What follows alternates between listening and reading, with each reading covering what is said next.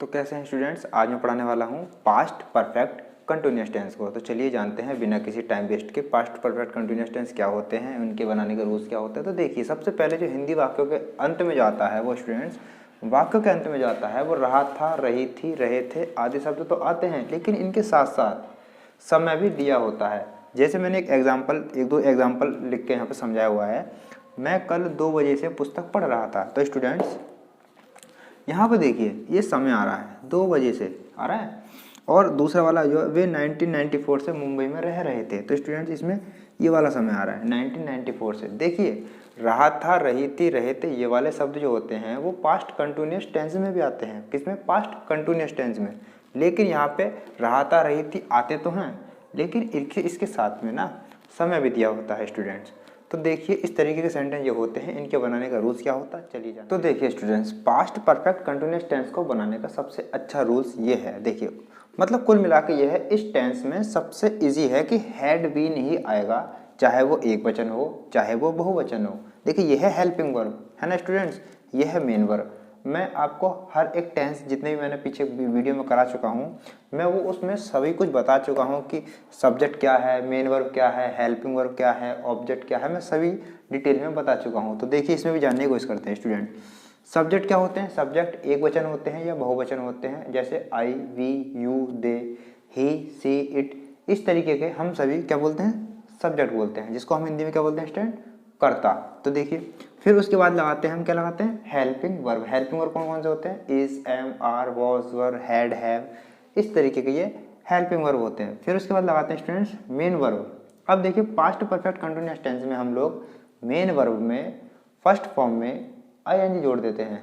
फिर उसके बाद स्टूडेंट्स ऑब्जेक्ट लगाते हैं। फिर सिंस और फॉर। देखिए, सिंस और फॉर का जो कंसेप्ट है मैं इससे पिछले वाली वीडियो में करा चुका हूँ, आप उसमें देख सकते हैं। फिर उसके बाद लगाते हैं टाइम। देखिए, जिस तरीके से मैंने एक एग्जांपल दिया है यहाँ पे, देखिए, हम सुबह से फुटबॉल खेल रहे थे। तो देखिए स्टूडेंट्स, चाहे वो एक वचन हो चाहे वो बहुवचन हो, मतलब सब्जेक्ट कोई सा भी हो, उसके साथ में हम हैड बीन का यूज़ करेंगे सिर्फ अफर्मेटिव सेंटेंस में, बाकी बाद में। तो देखिए, हम सुबह से फुटबॉल खेल रहे थे स्टूडेंट्स, इसकी जो इंग्लिश होगी वी हैड बीन। देखिए, हेल्पिंग वर्ब क्या लगाई हमने? हेल्पिंग वर्ब लगाई वी के बाद हैड बीन। हेल्पिंग वर्ब के बाद स्टूडेंट्स मेन वर्ब। तो मेन वर्ब क्या है इसमें? प्ले। और हमें पता है फर्स्ट फॉर्म में हम क्या लगा देंगे स्टूडेंट्स? आईएनजी। तो क्या हो जाएगा? प्लेइंग। फिर हम वर्ब में आईएनजी के बाद लगाते हैं स्टूडेंट्स ऑब्जेक्ट। तो प्लेइंग क्या कर रहा है? फुटबॉल खेल रहा है, तो स्टूडेंट्स फुटबॉल। सिंस आएगा या फॉर आएगा, है ना? तो यहाँ पे सिंस आएगा। मैं इसका पूरा कॉन्सेप्ट पिछली वाली वीडियो में करा चुका हूँ, तो यहाँ पे टाइम वेस्ट नहीं करूँगा। सिंस के बाद स्टूडेंट्स टाइम लगा देंगे। अगर मॉर्निंग है तो मॉर्निंग लगा देंगे, 2 o'clock है तो 2 o'clock लगा देंगे, कुछ भी लगा देंगे सिंस या फॉर के अनुसार। देखिए, इसीलिए मैंने सिंस ऑब्लिक लगा के फॉर लगाया है, या तो सिंस आएगा या फॉर आएगा। ये तो थी अफर्मेटिव सेंटेंस की बात। तो स्टूडेंट्स, अब देखिए, नेगेटिव सेंटेंस में क्या होता है? कुछ नहीं लगाना होता है, बस हैड के बाद नॉट लगा देते हैं, बाकी as it as sentence same to same होता है। देखिए, subject plus had plus not plus been plus verb की फर्स्ट फॉर्म में आईएनजी प्लस सिंस फॉर और प्लस उसके बाद टाइम लगा देते हैं। तो देखिए, कुछ भी नहीं है इस वाले सेंटेंस में, करने की कोशिश करते हैं। देखिए, जैसे मैंने यहाँ पे एग्जांपल लिया है, मैं 1 घंटे से स्नान नहीं कर रहा था। स्टूडेंट्स, कुछ नहीं, नेगेटिव सेंटेंस में सिर्फ नहीं का वाक्य आ जाता है। देखिए, तो हम इसको कैसे करने का? सबसे पहले तो सब्जेक्ट देखेंगे। सब्जेक्ट मैं बता चुका हूँ, हर एक सेंटेंस में बताता हूँ कि सब्जेक्ट क्या होता है, सबसे पहले लिखा जाता है। तो देखिए, मैं की इंग्लिश होती है आई। अब देखिए, आई के बाद हैड लगाएंगे, चाहे एक वचन हो चाहे बहुवचन हो, सब्जेक्ट उसके साथ में हैड बीन का यूज़ करेंगे, है ना? तो आई हैड, हैड के बाद नॉट, नॉट लिख दिया, नॉट के बाद फिर बीन लगाएंगे। बस यही चीज़ इंपॉर्टेंट है, बाकी सब कुछ एज इट इज सेम है, कुछ नहीं बदलना होता है। फिर वर्ब की फर्स्ट फॉर्म में आईएनजी लगाए थे। तो देखिए, वो क्या कर रहा है? स्नान कर रहा है। बट स्टूडेंट्स, स्नान करने की होती है बात, है ना? BATH। तो बात में क्या लगा दिया उन्होंने? आईएनजी, तो बाथिंग हो गया। Bathing for an hour. तो इस तरीके से हम इस वाले नेगेटिव सेंटेंस को करने की कोशिश करेंगे। सारे सेंटेंस ऐसे ही होंगे, पहले सब्जेक्ट लिखेंगे, फिर हेड के बाद नोट लगाएंगे, फिर बीन लगाएंगे, फिर वर्ब की फर्स्ट फॉर्म में आईएनजी लगाएंगे, सिंस आएगा तो सिंस लगा देंगे, फॉर आएगा तो फॉर लगा देंगे, है ना? फिर जो भी टाइम दिया हो, 1 घंटे में, 2 घंटे में, 1 मिनट में, 2 मिनट में, या 1940, इस तरीके के सेंटेंस में फिर यहाँ पे हम समय को ऐड कर देते हैं सिंस या फॉर के बाद। तो कुछ भी नहीं है इस वाले सेंटेंस में, तो सारे नेगेटिव इसी ये वाले रूल्स के अनुसार होंगे।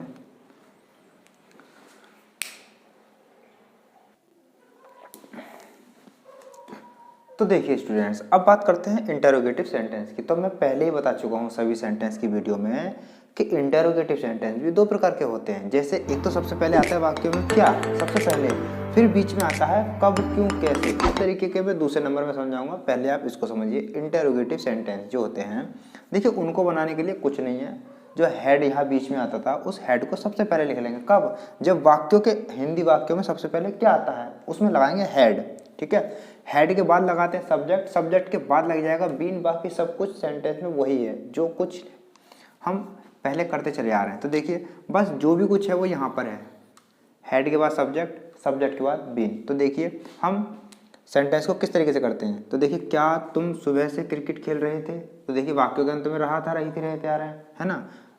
सबसे शुरू में आ रहा है क्या, तो ये इंटरोगेटिव सेंटेंस हो गया। लेकिन दूसरे तरीके का जो सेंटेंस है वो इसके बाद कराऊंगा मैं। तो देखिए स्टूडेंट्स, अब चाहे सब्जेक्ट एक वचन हो चाहे बहुवचन हो, उसके साथ में क्या लगाते हैं हम लोग, हेड का प्रयोग करते हैं। देखिए हेड आ गया, सब्जेक्ट दिया है, सब्जेक्ट, सब्जेक्ट क्या है, यू, देखिए यू आ गया, है ना। फिर लगाते हैं बीन, बस कुछ नहीं है, बस यहीं पे देखना है, बीन जो है वो सब्जेक्ट के बाद आएगा, है ना। फिर बीन के बाद क्या लगाते हैं, वर्ब की फर्स्ट फॉर्म में आईएनजी लगाए थे। तो देखिए वर्ब में आईएनजी, यहाँ पे आप लिख लेना अपने अकॉर्डिंग, वर्ब की फर्स्ट फॉर्म में आईएनजी लगा देते हैं, है ना। फिर हम ऑब्जेक्ट को लिखते हैं। तो ऑब्जेक्ट क्या है इसमें, क्रिकेट, है ना। तो देखिए क्रिकेट आ गया। अब क्रिकेट, अब ऑब्जेक्ट के बाद क्या लगाते हैं, या तो सिंस लगाएंगे या फॉर लगाएंगे। मैं इसे पिछली वीडियो में सिंस और फॉर का जो चैप्टर है मैं करा चुका हूँ, किसमें, प्रेजेंट परफेक्ट टेंस में, तो मैं उसमें सभी करा चुका हूँ, तो आप उसमें जाकर देख लेंगे। सिंस के बाद आ गया स्टूडेंट्स मॉर्निंग, क्योंकि टाइम दिया है। तो इस तरीके के सेंटेंस को हम इंटरोगेटिव में करने की कोशिश करेंगे।